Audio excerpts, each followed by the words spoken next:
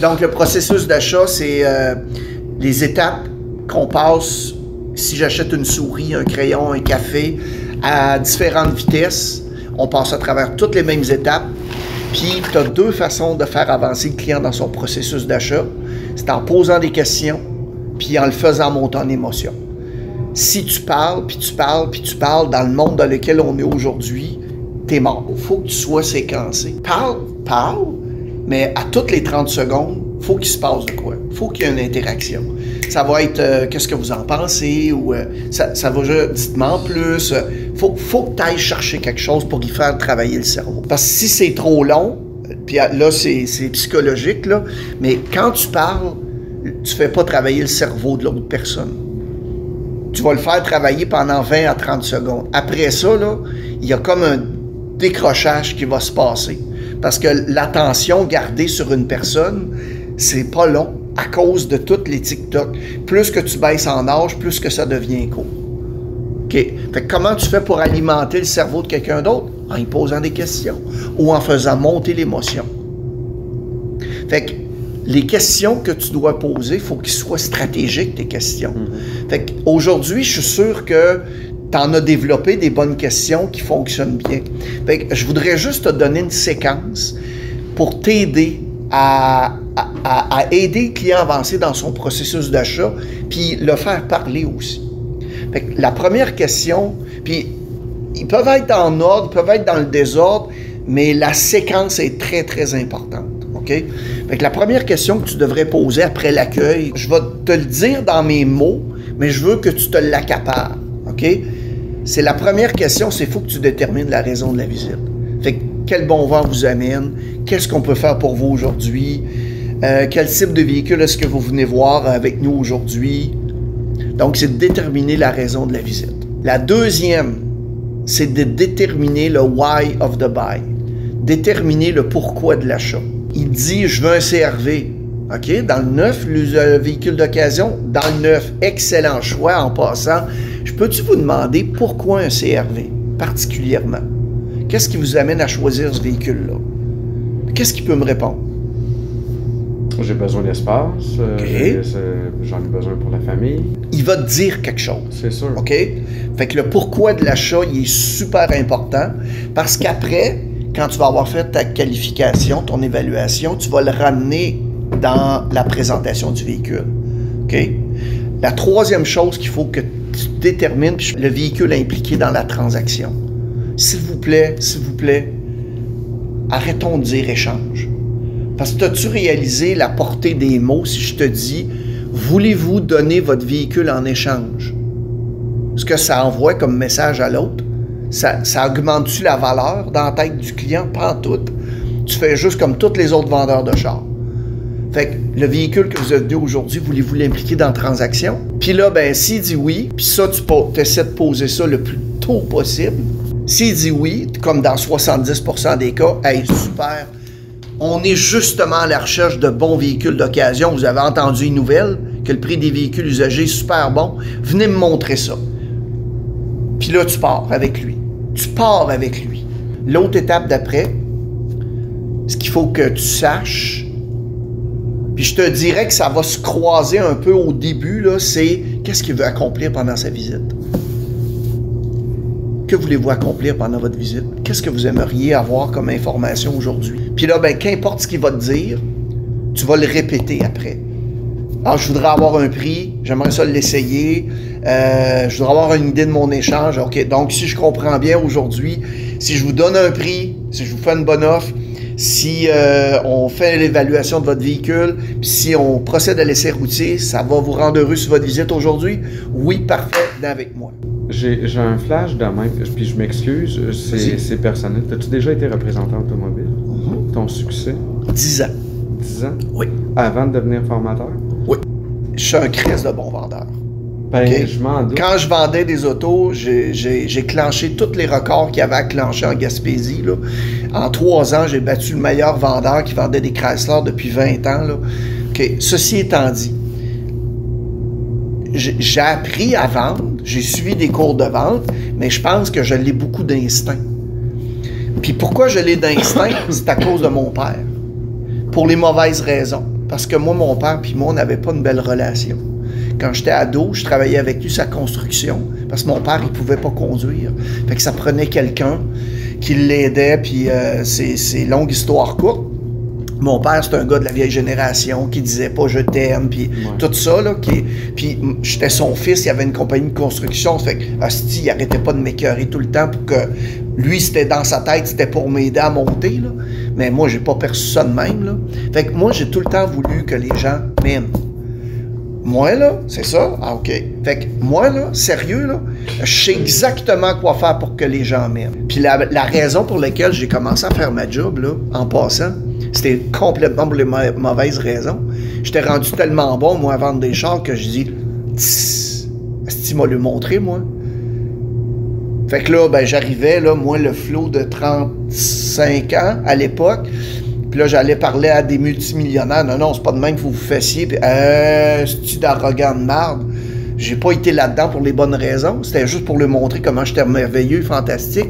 Mais il y a personne veut payer pour quelqu'un qui pense qu'il est merveilleux et fantastique. Ils veulent tout payer pour que tu les fasses sentir merveilleux et fantastique. Fait que ça, tu le fais pas en parlant. Tu le fais en posant des questions et en t'intéressant aux autres. Puis ce que tu enseignes maintenant, c'est des techniques que toi t'appliquais? Certaines oui, certaines non. Il y en a qui s'appliquent encore, il y en a qui s'appliquent plus. Mais je te dirais que la seule chose que j'enseigne encore, qui, à mon sens, à moi, fonctionne encore, c'est le walk-around puis l'essai routier. Ça n'a pas changé parce que c'est de la vente pure, là. C'est de démontrer les avantages, faire monter le client en émotion. Le côté relationnel, dans mon temps, moi, était bien plus facile à faire que ça l'est aujourd'hui. Parce que il n'y avait pas ça. Ah, il n'y avait pas ça, oui. Il n'y avait pas ça. Pas de réseaux sociaux. Il n'y avait pas d'Internet. Il y avait un guide loto en 90. Il n'y en avait pas 5. Celui de Jacques, oui. OK. Fait que, tu sais, c'était super facile de tomber dans le relationnel. Sauf qu'on ne closait pas autant parce que les gens, quand ils arrivaient pour me voir moi, ils venaient ici. Toi, ils arrivent ici. C'est pas pareil, là. Quand ils viennent te voir, toi... Ils sont déjà dans leur décision d'achat. Ben, ils sont proches en tabarouette, là, parce qu'ils ont fait le devoir. Tu sais, si tu poses la question aujourd'hui, là, avez-vous une idée du budget pour votre prochain véhicule? Ils vont te dire quoi? 400-500 par mois? Pourtant, ce qui est drôle, c'est qu'ils l'ont vu sur Internet qui était 800 par mois le véhicule. Puis ils ont vu que si tu donnes 8 000 pour son échange, puis il a vu 12 000, puis ils ont tous vu ça. Mais si tu leur poses ces questions-là, on les met dans une position qui nous disent des mensonges. Tu veux pas ça? Ben non. Fait qu'on va plus poser ces questions-là, on va y aller ailleurs. L'autre chose, c'est le point de référence qu'ils vont te donner. C'est en fonction de ce qu'ils ont payé ou qu'ils payent là. Ben oui, parce que fait que tu veux pas aller là. Non, je comprends. Tu veux pas y aller. Toi, tu veux le faire monter en émotion, puis raccourcir, tout dépendamment où ce qui est rendu, raccourcir ou ralentir son processus d'achat. Fait que là, je suis rendu où? La quatrième étape, c'était... accomplir aujourd'hui. Excellent. Puis l'autre point, c'est trouver un lien commun, une relation. Ça, c'est quelque chose que, dans mon temps, j'aurais dû faire, puis que je n'ai pas fait assez. C'est quand tu vas tu vas t'intéresser au véhicule du client. Non, moi, te le présenter autrement. La moyenne du temps qu'on donne aux clients pour qu'ils nous vendent son char, c'est combien? C'est bon, je me suis jamais arrêté à ça. 5 à 7 minutes. Okay. On donne ça en moyenne aux clients pour qu'ils nous vendent son auto. Parce que la majorité du temps, les vendeurs, ils sortent pas dehors avec le client. Ils font tout ça au bureau, puis là, ils envoient ça. Fait que là, un moment donné, il y a un prix qui revient, puis on dit 10 000. 10 000 pourquoi? C'est passé quoi, là? OK, on le sait ce qui s'est passé. Mes clients qui magasinent aux 4-5 ans, il sait-tu, lui? Voilà. Il s'en rappelle pas. Toi, t'es là-dedans tous les jours. Fait que, mettons, là, hey, on va être fou raide, là, écoute bien ça. Mettons qu'on lui donnerait 10 minutes, 2 fois plus de temps pour qu'il nous vende son auto. On vient-tu pas d'être différent de tous les autres compétiteurs? Mais, hein? On n'est plus pareil, là. Puis, à la fin de la journée, je le sais que ça ne changera pas grand-chose sur le prix d'évaluation. Mais ça va-tu changer de quoi dans la perception de la valeur du client? Oui, il y a deux choses par rapport à l'échange que j'ai compris. Les souvenirs accumulés, puis le côté émotionnel qui est rattaché au véhicule actuel est assez important parce qu'il y a beaucoup de choses. Ça peut être une naissance, la première coupe au hockey du petit. Il y a bien des affaires qui peuvent se passer là-dedans. Moi, il y a un exercice à un moment donné dans ma vie qui est super niaiseux, mais qui m'a tellement aidé. En 2008, t'as entendu parler qu'il y a 2 petites compagnies automobiles qui ont fait faillite? Les programmes de location ont cessé dans ces années-là. Moi, à ce moment-là, il y avait il y a 220 jours ouvrables dans une année. OK? Je travaillais à peu près 219 jours. Puis la majorité, la presque totalité de tous mes contrats, c'était avec juste des manufacturiers. Fait que je me suis retrouvé en 2008, quand ces 2 petites compagnies-là ont décidé de faire faillite, de 220 jours ouvrables à 0 en l'espace de 3 mois. Parce que tous les manufacturiers avec qui je faisais affaire, ils ont tout cancellé. Parce qu'ils ont pogné Kettle, puis les 2 affaires qui coupent, les gros manufacturiers, quand ça va pas bien, c'est la publicité puis la formation. C'est toujours ça. Fait que je me suis retrouvé en 2008 avec 20 ans dans la cravate à penser que je suis merveilleux et fantastique, puis le téléphone ne sonnait plus. Fait que là, j'ai été obligé de me reconstruire parce que là, le crise de téléphone, il sonnait plus. Fait que j'ai fait le tour de mes amis les plus proches, puis je leur ai posé cette question très simple de dire, quand tu me vois à mon meilleur, qu'est-ce que tu me vois faire? Quand tu me vois à mon meilleur, qu'est-ce que tu me vois faire? Où c'est que j'ai l'air le plus heureux? Puis ils m'ont donné des réponses. Puis c'est avec ces réponses-là que j'ai été capable de me repenser puis de me reconstruire. Un exemple de ça, moi je suis un gars curieux.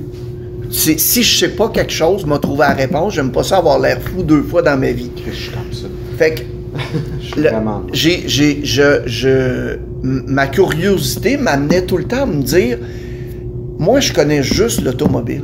Je suis capable de faire des formations en vente, en leadership, en service à clientèle. Il y a 2 affaires que je suis pas capable d'un dealer de chars, c'est faire de la comptabilité puis réparer des chars.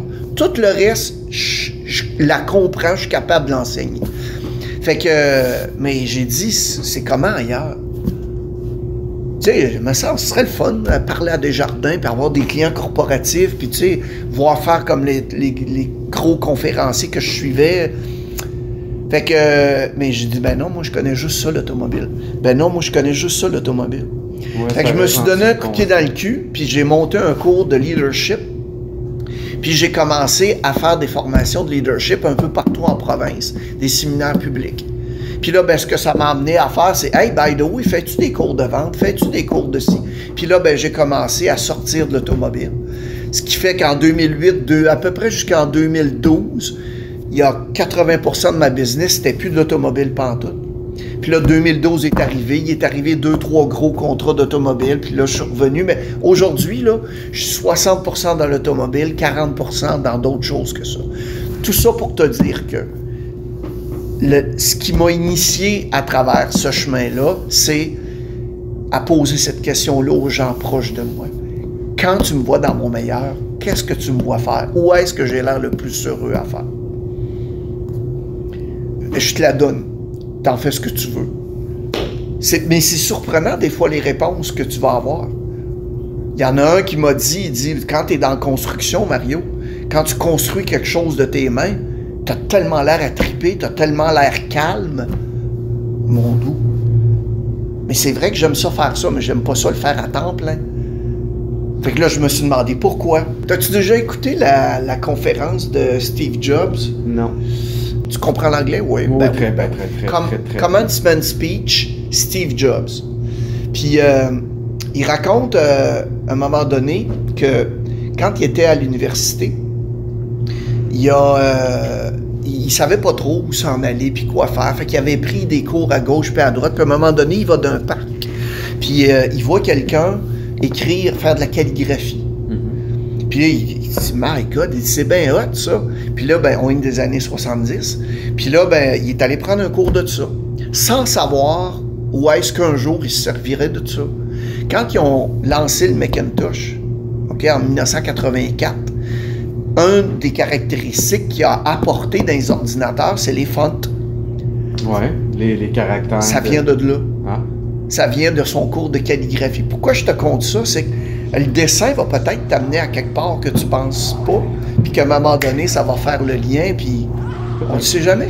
Un bon ami à moi qui m'avait dit un jour, il dit, Mario, il dit, il n'y a jamais personne qui va payer plus cher pour avoir du bon service. Tout le monde va payer plus cher parce qu'ils ont eu du bon service. Puis ça implique d'avoir l'expérience en fonction du profit que tu vas réaliser.